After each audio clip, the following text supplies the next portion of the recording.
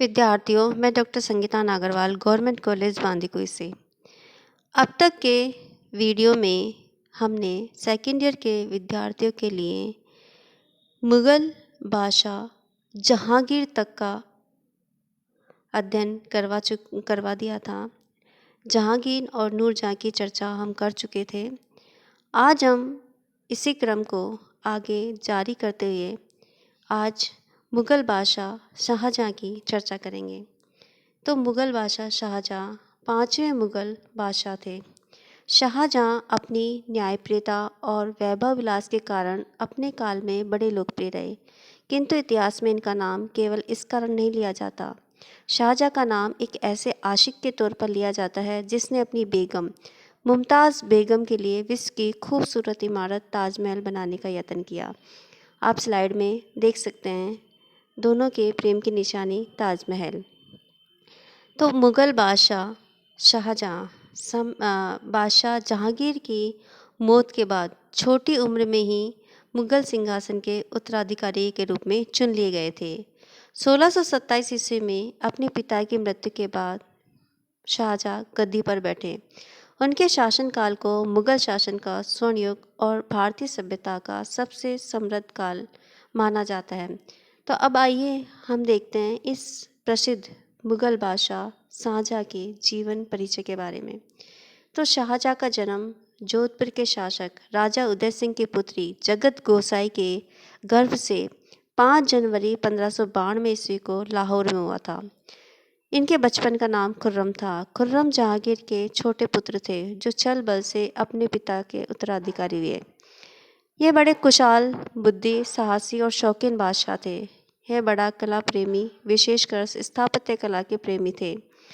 इनका विवाह 20 वर्ष की आयु में नूरजहाँ के भाई आसफ खां की पुत्री अर्जुमंद बानो से सन 1612 में हुआ था। वहीं बाद में मुमताज़ महल के नाम से उनकी प्रियतम बेगम हुई। 20 वर्ष की आयु में ही शाहजहाँ जहांगीर का शासनकाल एक शक्तिशाली स्तंभ समझा जाता था। फिर उस विवाह से उसकी शक्ति और भी बढ़ गई थी। नूरजहाँ, आसफ खां और उनका पिता मिर्जा गियास बेग जो जहांगीर शासन के कर्ता धर्ता थे, शाहजहाँ के विश्वसनीय समर्थक हो गए थे। शाहजहाँ के शासनकाल में मुग़ल साम्राज्य की समृद्धि, शान शौकत और ख्याति चरम सीमा पर थी। इसके दरबार में देश विदेश के अनेक प्रतिष्ठित व्यक्ति आते थे। वे शाहजहाँ के वैभव और ठाट बाट को देखकर चकित रह जाते थे। उसके शासन का अधिकांश समय सुख शांति से बीता था। उनके राज्य में खुशहाली रही थी। उसके शासन की सबसे बड़ी देन उनके द्वारा निर्मित सुंदर, विशाल और भव्य भवन है। उसके राजकोष में अपार धन था। सम्राट शाहजहाँ को सब सुविधाएं प्राप्त थी। अब देखते हैं ताजमहल के बनने की राह किस तरह से तैयार हुई।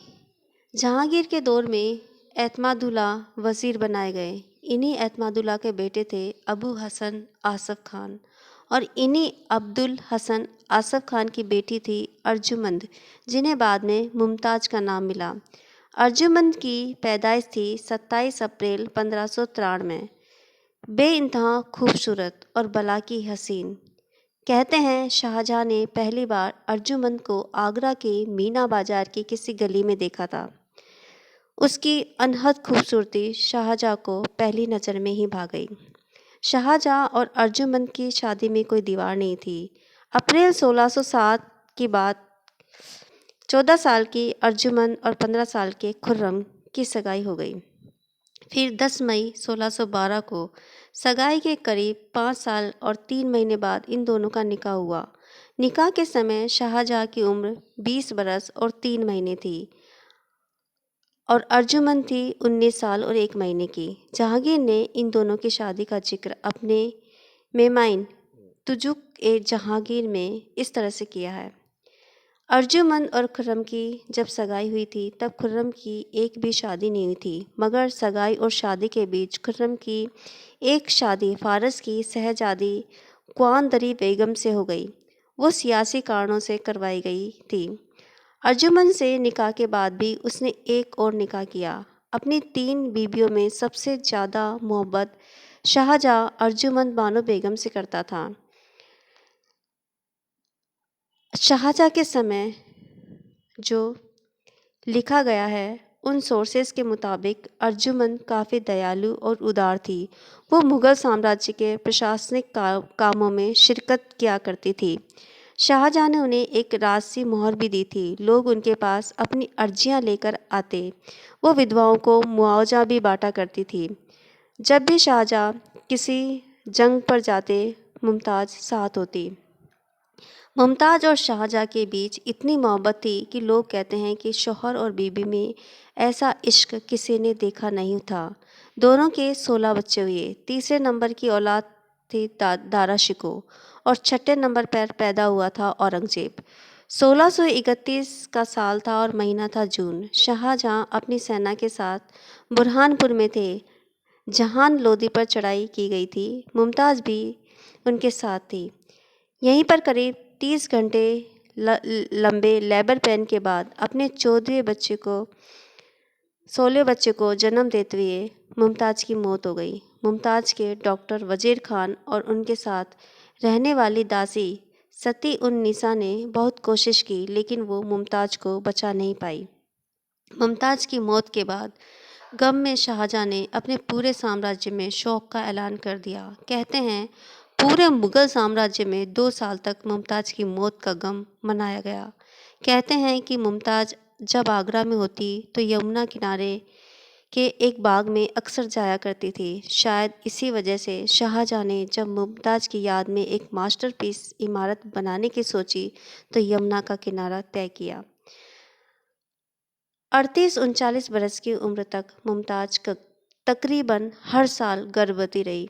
शाहजहाँनामा में मुमताज़ के बच्चों का जिक्र है, जो इस प्रकार से है। पहला, मार्च 1613 ईस्वी में शहजादी हुरल ए निसा। अप्रैल 1614 में शहजादी जहांरा। तीसरा बच्चा मार्च 1615 में दारा शिकोह। चौथा बच्चा था जुलाई 1616 में शाह शुजा। पांचवा बच्चा था सितंबर 1617 में शहजादी रोशन आरा। छठा बच्चा नवंबर 1618 में औरंगजेब। सातवां बच्चा था दिसंबर 1619 में उमेद बख्श और आठवां बच्चा जून 1621 में सुरैया बानो। नवा बच्चा था 1622 में शहजादा, जो शायद होते ही मर गया, और 10वां बच्चा था सितंबर 1624 में मुराद बख्श। 11वां था नवंबर 1626 में लुफ्त ला और 12वां बच्चा था मई 1628 में दौलत अफजा। 13वां था 1630 में हुसैन आरा और 14वां बच्चा था जून 1631 में गौहर आरा। कुछ विद्वान इनके 16 बच्चे मानते हैं और कुछ विद्वान इनके 14 बच्चे मानते हैं। जो 14 बच्चे मानते हैं उनके अनुसार 14वें बच्चे के जन्म के समय ही प्रसव पीड़ा के कारण मुमताज़ महल की मृत्यु हो गई थी। तो देखिए, जो 16 बच्चे मानते हैं उनके अनुसार इन 14 बच्चों के अलावा 2 बच्चे और थे जिनकी कोई जानकारी नहीं है। ऐसा नहीं है कि बस मुमताज़ की मौत हुई हो, कई बच्चे भी मरे। उनके पहली बेटी 3 साल की उम्र में चल बसी। उम्मीद बख्श भी 3 साल में मर गया। सुरैया बानो 7 साल में चल बसी। लुफ्त अल्लाह भी 2 साल में गुजर गया। दौलत अफजा 1 बरस में और हुस्न आरा 1 बरस की भी नहीं थी जब मरी, यानी 16 में से 7 नहीं रहे। पहले बच्चों में मृत्यु दर बहुत ज़्यादा हुआ करती थी। अब देखते हैं इनका शान और शौकत का जीवन। शाहजहाँ ने सन 1618 में आगरा की बजाय दिल्ली को राजधानी बनाया, किंतु उसने आगरा की कभी उपेक्षा नहीं की। उसके प्रसिद्ध निर्माण कार्य आगरा में भी थे। शाहजहाँ का देखिए, हम यहाँ बताना चाहेंगे कि शाहजहाँ से पहले मुग़लों की जो राजधानी थी वो आगरा थी, लेकिन शाहजहाँ ने 1648 ईस्वी में आगरा के बजाय दिल्ली को राजधानी बनाया। उसके बाद दिल्ली राजनीति का गढ़ हो गया। तो शाहजहाँ का दरबार सरदार सामंतों, प्रतिष्ठित व्यक्तियों तथा देश विदेश के राजदूतों से भरा रहता था। उसमें सबके बैठने के स्थान निश्चित थे। जिन व्यक्तियों को दरबार में बैठने का सौभाग्य प्राप्त था वे अपने को धन्य मानते थे और लोगों की दृष्टि में उन्हें गौरवान्वित समझा जाता था। जिन विदेशी सज्जनों को दरबार में जाने का सुयोग्य प्राप्त हुआ था, वे वहाँ के रंग ढंग, शान शौकत और ठाट बाट को देखकर आश्चर्य किया करते थे। तख्ते ताउस शाहजहाँ के बैठने का राज सिंहासन था। अब देखते हैं मनसब व उपाधि। तो 1606 ईस्वी में शहजादा खुर्रम को 8,000 जात और 5,000 सवार का मनसब प्राप्त हुआ था। 1612 ईस्वी में खुर्रम का विवाह पहले ही बता चुके आसफ खां की पुत्री अर्जुमंद बानो बेगम यानी मुमताज महल से हुआ था, जिसे शाहजहाँ ने मलिका ए जमानी की उपाधि प्रदान की थी। 1631 ईस्वी में प्रसव पीड़ा के कारण इनकी मृत्यु हो गई थी।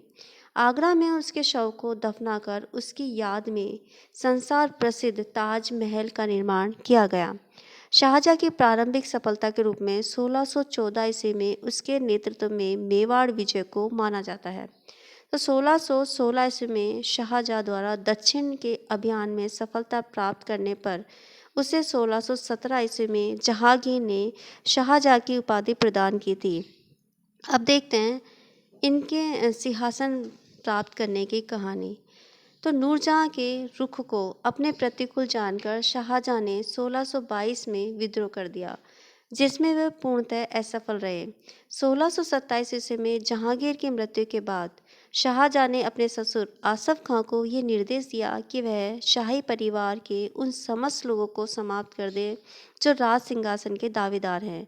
जहांगीर की मृत्यु के बाद शाहजहाँ दक्षिण में था, अतः उसके ससुर आसफ खां ने शाहजहाँ के आने तक खुसरो के लड़के दाबर बख्श को गद्दी पर बैठाया। शाहजहाँ के वापस आने पर दाबर बख्श का कत्ल कर दिया गया। इस प्रकार दाबर बख्श को बलि का बकरा कहा जाता है। आसफ खान ने शहरयार दाबर बख्श, गुरसब खुसरो का लड़का, हौस शंकर जो शहजादा दानियाल का लड़का था, आदि का भी कत्ल कर दिया गया। 24 फरवरी 1628 ईस्वी को शाहजहाँ का राज्याभिषेक आगरा में अबुल मुजफ्फर शहाबुद्दीन मोहम्मद साहिब किरण ए सानी की उपाधि के साथ किया गया। ये बहुत उपाधि बड़ी लंबी चौड़ी है। वापस एक बार अपन इनका नाम देखते हैं। अबुल मुजफ्फर शहाबुद्दीन मोहम्मद साहिब किरण ए सानी की उपाधि के साथ इनका राज्याभिषेक किया गया। विश्वास पात्र आसफ खां को 7,000 जात, 7,000 सवार एवं राज्य के वजीर का पद दिया गया। महावत खां को 7,000 जात, 7,000 सवार के साथ खाने खाना की उपाधि प्रदान की गई। नूरजहाँ को 2 लाख रुपए प्रति वर्ष की पेंशन देकर लाहौर जाने दिया गया, जहां 1645 ईस्वी में उसकी मृत्यु हो गई। अब देखते हैं हम शाहजहाँ की धार्मिक नीति। तो सम्राट अकबर ने जिस उदार धार्मिक नीति के कारण अपने शासनकाल में अभूतपूर्व सफलता प्राप्त की थी, वह शाहजहाँ के शासनकाल में नहीं थी। इसमें इस्लाम धर्म के प्रति कट्टरता और कुछ हद तक धर्मांधता थी। वह मुसलमानों में सुन्नियों के प्रति पक्षपाती और शियाओं के लिए अनुदार था। हिंदू जनता के प्रति सहिष्णुता एवं उदारता नहीं थी। शाहजहाँ ने खुलेआम हिंदू धर्म के प्रति विरोध भाव प्रकट नहीं किया तथापि वह अपने अंतःकरण में हिंदू के प्रति असहिष्णु एवं अनुदार था। अब आगे की वीडियो में हम चर्चा करेंगे शाहजहाँ के समय में हुए विद्रोह, उसके साम्राज्य विस्तार, दक्षिण मुगल प्रदेश का विभाजन, मध्य एशिया और शाहजहाँ के अंतिम दिन। तब तक के लिए नमस्कार, धन्यवाद।